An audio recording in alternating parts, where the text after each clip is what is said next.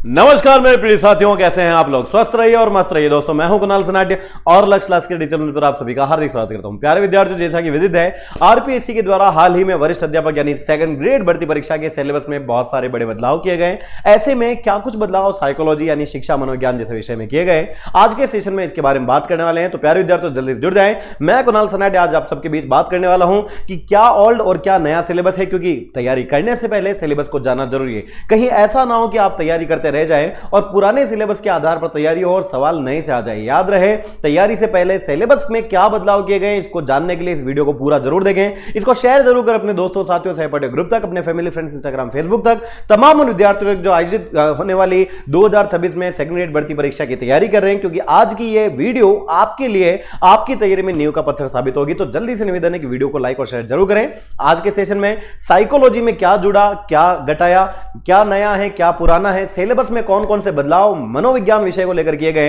इसके बारे में संपूर्ण जानकारी आज के सेशन में मैं आपको देने वाला हूं। तो जल्दी से वीडियो जुड़ना नहीं भूलना है। तो आइए बात करते हैं इसके बारे में कि सिलेबस में क्या बदलाव किए गए हैं। प्यारे विद्यार्थियों, सबसे पहले तो आपको पता है कि साइकोलॉजी एक विषय है जो कि सेकंड ग्रेड के 2 पेपर में से जो पहला प्रश्न पत्र आता है उसमें आपके शिक्षा मनोविज्ञान जोड़ा गया है। कुल आप देखेंगे कि आपके फर्स्ट ग्रेड, माफ कीजिएगा, सेकंड ग्रेड के फर्स्ट पेपर में 20% वेटेज, जी हां साथियों, 20% लगभग वेटेज साइकोलॉजी का है, जिसमें हम बहरहाल बात करें तो लगभग प्रश्नों की संख्या 20 रहती है और 20 प्रश्नों के आधार पर हम कहेंगे कि एक सवाल 2 नंबर का है, इसलिए 40 अंकों की साइकोलॉजी है और 1/3 इसमें नेगेटिव मार्किंग भी है। यानी कि केवल सवाल को करना नहीं है बल्कि सही करना जरूरी है, वरना नंबर गलत भी हो सकते हैं और माइनस में भी जा सकते हैं। यानी अच्छा खासा वेटेज 40 अंकों का है इसके अंतर्गत साइकोलॉजी का सेकंड ग्रेड भर्ती परीक्षा में। अब क्या बदलाव किए गए इसमें हम बात करेंगे, क्योंकि अभी हाल ही में आप देखते हैं कि एक नया सिलेबस जारी हुआ है। तो यहां मैं आपके बीच कंपैरिजन करने वाला हूं कि ओल्ड सिलेबस न्यू सिलेबस में क्या फर्क रहा है, क्या बदलाव इसमें किए गए ओल्ड वर्सेस न्यू में। पूरा सिलेबस आप जानते हैं कि हमारा इंग्लिश मीडियम में दिया हुआ है, ये इंग्लिश में ही पीडीएफ जारी की गई, लेकिन आप देखते हैं कि हमारे विद्यार्थी अधिकतर हिंदी मीडियम से हैं। तो मैं आप सबके लिए हिंदी और इंग्लिश दोनों में ही बाइलिंगुअल तरीके से आपको अच्छे से समझाने वाला हूं, क्या हटा क्या जुड़ा। आइए देखते हैं, एक चर्चा करते हैं इसके ऊपर। तो सबसे पहले शिक्षा मनोविज्ञान में विद्यार्थियों आप देख रहे हैं कि सारी यूनिट्स में से हम बात करें तो पहली यूनिट जो है, पहली यूनिट जिसका नाम है शिक्षा मनोविज्ञान, इसमें आप पुराना सिलेबस देखेंगे तो आपको लिखा हुआ मिलेगा अर्थ, प्रकृति, क्षेत्र और कक्षा कक्ष में शिक्षक के लिए उपयोगिता। अब इसमें देखिए पुराना क्या हटा, पहले इसमें अर्थ दिया हुआ था, अर्थ की जगह पर अब इन्होंने जोड़ दिया है केवल प्रकृति को। यानी कि आप देखिए अर्थ और प्रकृति था, तो इसमें कोई बड़ा बदलाव नहीं है। अर्थ वैसे भी अगर आप टॉपिक दिया हुआ है ना शिक्षा मनोविज्ञान, तो शिक्षा मनोविज्ञान का अर्थ तो पढ़ना ही पड़ता है, तभी प्रकृति को पढ़ते हैं। तो यहां पर हम ये नहीं कह सकते हैं कि अर्थ जो है वो हटा दिया गया है और नए में प्रकृति, प्रकृति पहली भी थी और अर्थ जो था वो अब नए सिलेबस में अर्थ शब्द का उपयोग नहीं किया है, प्रकृति क्षेत्र की बात कर दी है। दूसरी बात करें तो इसमें क्या और नया जोड़ा गया, हटाया गया, तो आप देख रहे हैं पहले ही शिक्षा मनोविज्ञान में कक्षा कक्ष में शिक्षक के लिए उपयोगिता क्या है, इससे कई बार सवाल आते थे और इस बार भी बहुत सारे सवाल आए थे कि देखिए शिक्षा मनोविज्ञान का एक टीचर क्या उपयोग ले सकता है। तो इसमें यह हटाया है कि कक्षा कक्ष में शिक्षक के लिए क्या उपयोगिता है और इसी की लैंग्वेज चेंज करके यहां पर लिख दिया गया है प्रभावी शिक्षण के लिए निहितार्थ क्या होगा। अब जो समझदार विद्यार्थी ना उसको ये समझ में आता है कि शिक्षण कौन करता है, शिक्षण कौन करता है, शिक्षक ही करता है। तो शिक्षक के लिए निहितार्थ कहो, शिक्षण के लिए निहितार्थ कहो या शिक्षक के लिए उपयोगिता, बातें की है। यानी कोई बड़ा बदलाव नहीं है, वही यूनिट आपको पढ़नी है जो पहले पढ़ते थे, सवाल वही आएंगे। हां, एक बात यहां पर हमको देखने को मिलती है कि प्रकृति जो है ना, इस पर विशेष यहां पर बल दिया गया है। इसका मतलब यह है कि वो जो नियामक प्रकृति, धनात्मक प्रकृति, विधायक प्रकृति, उनसे जो सवाल आते थे ना, वो अब भी और अच्छे से ज्यादा डिटेल में पूछे जाएंगे। तो ये एक डिफरेंस यहां पर देखने को मिलता है मूल रूप से कि शिक्षा मनोविज्ञान का अर्थ और प्रकृति आपको और अच्छे से पढ़ना है और साथ में इसके लिए हमें नए संदर्भ इफेक्टिव टीचिंग क्या होगा। अब देखिए एक और बात समझना विद्यार्थियों, पहले साइकोलॉजी में सेकंड ग्रेड के अंदर, केवल सेकंड ग्रेड के अंदर एक अंतिम रूप से यूनिट जोड़ी गई थी और उसको हम हर बार पढ़ाया भी करते थे।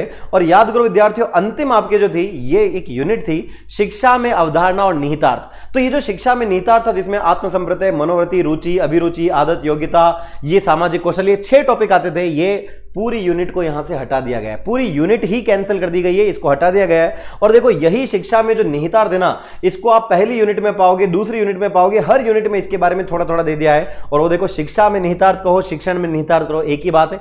यानी लास्ट यूनिट को भी इसमें जोड़ दिया है, यानी पहली यूनिट को पहले से थोड़ा बड़ा बना दिया है। तो उम्मीद करता हूं पहली यूनिट में आपको अच्छे समझ में आया होगा कि क्या किया गया है। बहुत बड़ा बदलाव नहीं है। आपको प्रकृति पहले भी पूछी जाती थी, आज भी पूछी जाएगी, अर्थ पहले भी था, आज भी है। हां, आपको इसी में शिक्षा का निहितार्थ क्या है वो भी आपको अच्छे से पढ़ना होगा।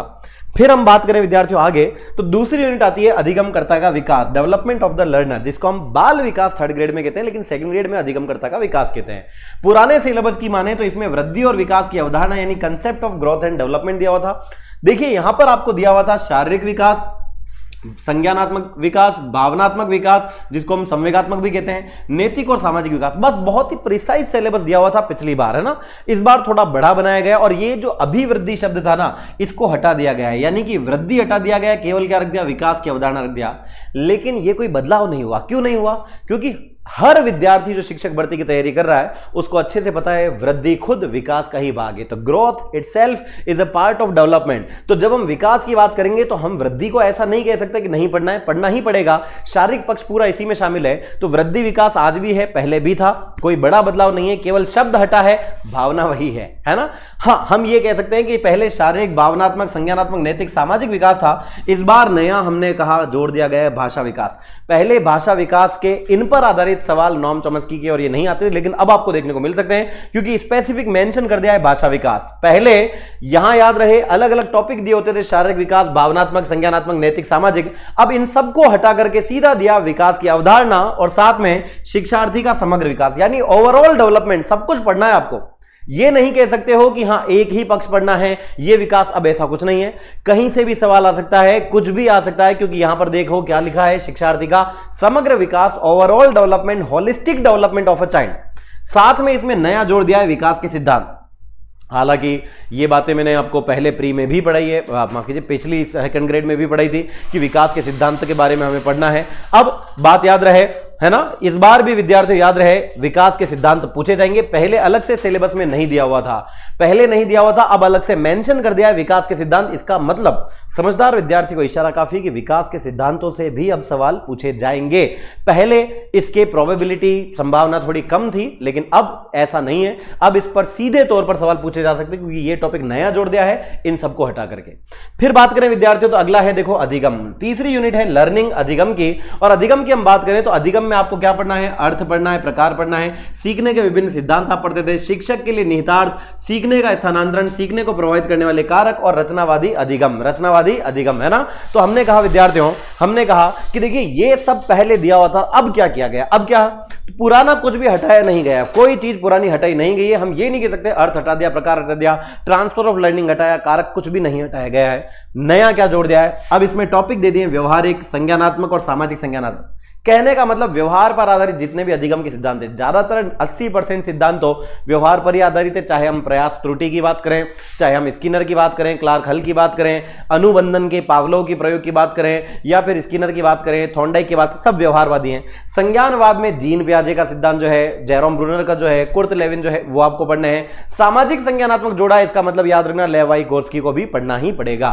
तो यहां पर 3 टॉपिक स्पेसिफिक मेंशन कर दिए हैं इस बार नए, व्यवहारिक, संज्ञानात्मक, सामाजिक संज्ञानात्मक, जो पहले कभी सीधे सीधे हम सीखने के विभिन्न सिद्धांतों के अंतर्गत ही पढ़ लिया करते थे।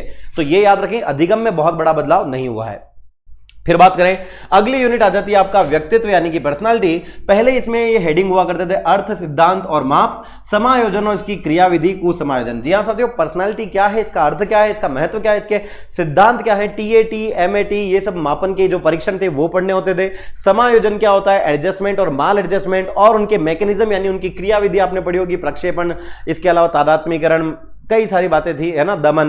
तो ये सब आपको पढ़नी होती। पुराना कुछ भी हटा नहीं है। नया क्या जुड़ा है, इसमें मानसिक स्वास्थ्य शब्द को नया जोड़ दिया गया है। लेकिन अगर आप नया सिलेबस देखोगे तो उसमें से ये कुसमायोजन हटा दिया गया है, कुसमायोजन हटा दिया गया है।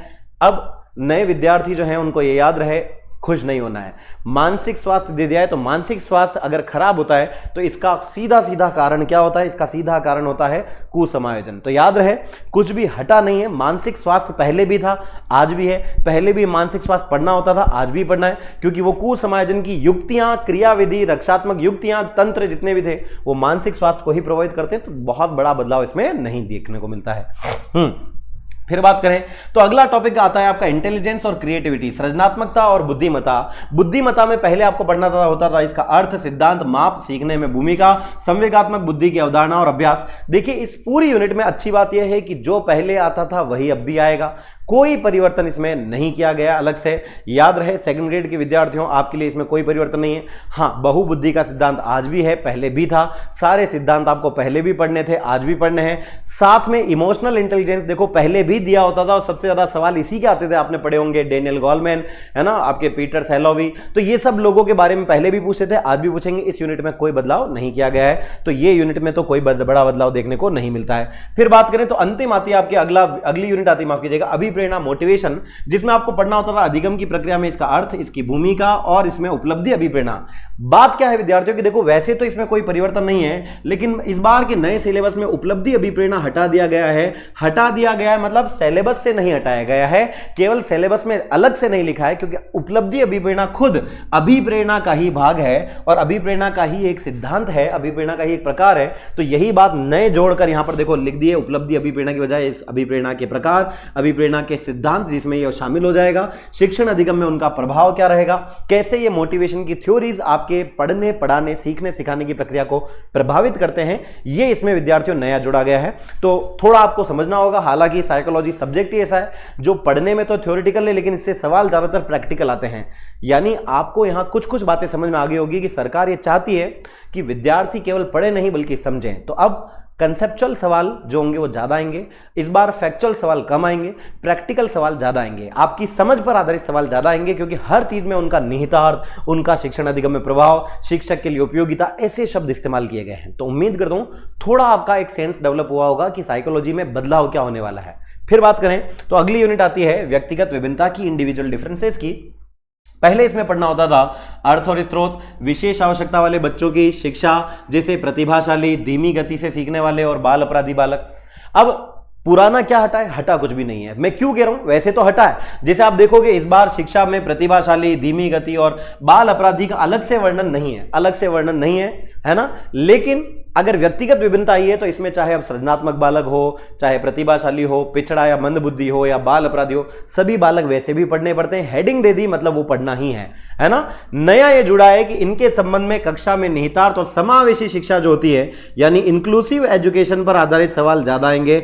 याद रहे समावेशी शिक्षा से आप कैसे बढ़ावा दे सकते हो, ये इसमें ज्यादा पूछा जाएगा। तो इस बात का थोड़ा विशेष ध्यान रखें कि केवल पढ़ना नहीं है बल्कि इन बच्चों को कैसे पढ़ाना है वो आपको अच्छे से आना चाहिए, क्योंकि इस बार कक्षा में इसका इंप्लीमेंटेशन, इसका यूज और समावेशी शिक्षा का उपयोग कैसे करोगे व्यक्तिगत विभिन्नता में, यह आपको अलग से पूछा जाएगा। याद रहे हेडिंग को थोड़ा छोटा किया गया है, प्रतिभाशाली और बाल अपराधी अलग से नहीं लिखा, लेकिन पढ़ना वही है इसमें। फिर बात करें विद्यार्थियों तो अंतिम यूनिट आ जाती है, जिसमें मैंने आपको बताया था अंतिम यूनिट पहले आपकी थी शिक्षा में अवधारणा और निहितार्थ। शिक्षा में अवधारणा और निहितार्थ में 6 टॉपिक हुआ करते थे, सेल्फ कंसेप्ट, आत्मसमृद्धि, एटीट्यूड, मनोवृत्ति, इंटरेस्ट, रुचि, अभिरुचि, एप्टीट्यूड, आदत, हैबिट, योग्यता और सामाजिक कौशल, जिसको हम सोशल स्किल्स कहते हैं। ये याद रहे पूरी की पूरी यूनिट थी जो पहले आती थी आपके अलग से, अंतिम रूप से 6ठी यूनिट। लेकिन याद रहे ये पूरी यूनिट जो है ना, ये पूरी ही यूनिट देखो यहां पर जो लिखा है वही यहां लिखा है, पूरी यूनिट को हटा दिया गया है और इसको याद करो पहले अध्याय में जोड़ दिया गया है, दूसरे अध्याय में अधिगम में और शिक्षा में इसको जोड़ दिया गया है, तो वहां आपको इसको पढ़ना ही पड़ेगा। नया क्या जुड़ा है, इसकी जगह पर यूनिट नई जुड़ चुकी है और वो है 21वीं सदी के कौशल का विकास, अवधारणा और विकास की रणनीतियां। कहने का मतलब वही है कि 21st सेंचुरी जो 21वीं सदी चल रही उसके अनुसार आप में क्या आदत, आप में क्या योग्यता, आपका क्या एप्टीट्यूड, आपका एटीट्यूड, सेल्फ कंसेप्ट होना चाहिए, उस पर सवाल आएंगे। तो 21वीं सदी में कौशल का विकास, ये सारे देखो क्या है, ये सब स्किल्स ही तो हैं। आपकी योग्यता, आपकी अभिरुचि, आपकी एटीट्यूड, आपका इंटरेस्ट, ये सब विद्यार्थियों आपके विकास की रणनीतियों में कैसे योगदान देगी, इसके बारे में पढ़ना है। तो याद रहे अंतिम 6ठी यूनिट जो है ये हटा दी गई है और इसकी जगह पर ये नया टॉपिक जोड़ दिया है जो बहुत ज्यादा इंपॉर्टेंट है, इससे सवाल आना ही आना है। तो कुल मिला के हमने क्या समझा, क्या हटा क्या जुड़ा, आओ देखते हैं। नए सिलेबस में बदलाव क्या। देखो नया सिलेबस जो है वो मॉडर्न और प्रैक्टिकल तरीकों पर आधारित है। वो थ्योरी की बजाय आपसे निहितार्थ, कक्षा में निहितार्थ, शिक्षक के लिए निहितार्थ, उपयोगिता क्या है ना, इंक्लूसिव एजुकेशन क्या है, उस पर बल देता है। पहले जब हम पढ़ा करते थे तो ज्यादातर बातें 16वीं सदी 20वीं सदी की आती थी, लेकिन इस बार सवाल जो आएंगे वो 21वीं सदी के आएंगे, क्योंकि नई शिक्षा नीति लागू होने वाली है और नई शिक्षा नीति के तहत बच्चों में आधुनिकीकरण करना है। इसलिए सवाल भी नई सोच पर आधारित 21वीं सेंचुरी के आने वाले हैं और समावेशी शिक्षा पर आधारित आने वाले हैं कि कैसे हम सब बच्चों को एक साथ पढ़ा सकते हैं। पहले शारीरिक पक्ष, मानसिक पक्ष, संवेगात्मक पक्षों को अलग अलग प्रकार से पढ़ाया जाता था, लेकिन अब एक साथ इन सभी के कारण कैसे बच्चों का सर्वांगीण विकास हो सकता है उस पर आधारित सवाल ज्यादा पूछे जाएंगे। फिर बात करें तो आपके देखिए अभिप्रेरणा जो है उसमें ज्यादा बदलाव है। पर्सनालिटी, इनमें आपको थोड़ा गहराई से अध्ययन करना पड़ेगा, क्योंकि ये वो चीजें हैं जो आपकी पर्सनालिटी पर इफेक्ट डालती है और आपकी पर्सनालिटी बच्चों पर इफेक्ट डालती है, तो इनको थोड़ा विशेष पढ़ें दो टॉपिक को। फिर इसकी बात करें तो शिक्षक की भूमिका क्या है, नई शिक्षण पद्धतियां क्या है, जैसा मैंने बताया 21वीं सदी के अनुसार क्या निहितार्थ है, कैसे बच्चे के विकास की रणनीतियां हैं, वो बनाने के लिए शिक्षक की भूमिका, नई शिक्षण पद्धतियां क्या होगी, इसके बारे में सवाल आपसे पूछे जाएंगे। तो ये बदलाव यहां पर किए गए। अब सवाल ये उठता है कि तैयारी कहां से करें, क्यों करें और लक्ष्य को ही क्यों चुनें। देखिए प्यारे विद्यार्थियों, जैसा कि आपको पता है लक्ष्य परिवार एक परिवार है, ना कि कोचिंग क्लासेस।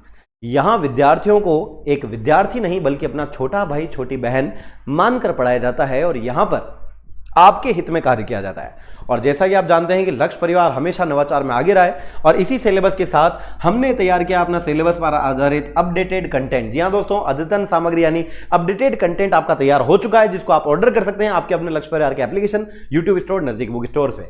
अनुभवी फैकल्टी है, व्यक्तिगत मार्गदर्शन आपको देते हैं, डाउट सॉल्विंग सेशंस जैसा कि आप जानते हैं बहुत सारे आपके लिए यहां पर आयोजित किए जाते हैं। ऑफलाइन के हर विद्यार्थी को 1-to-1 कम्युनिकेशन के द्वारा यह महसूस कराया जाता है कि आपका एक भी सवाल, एक भी डाउट यहां पर अधूरा नहीं रहेगा, हर चीज का सॉल्यूशन आपको दिया जाएगा।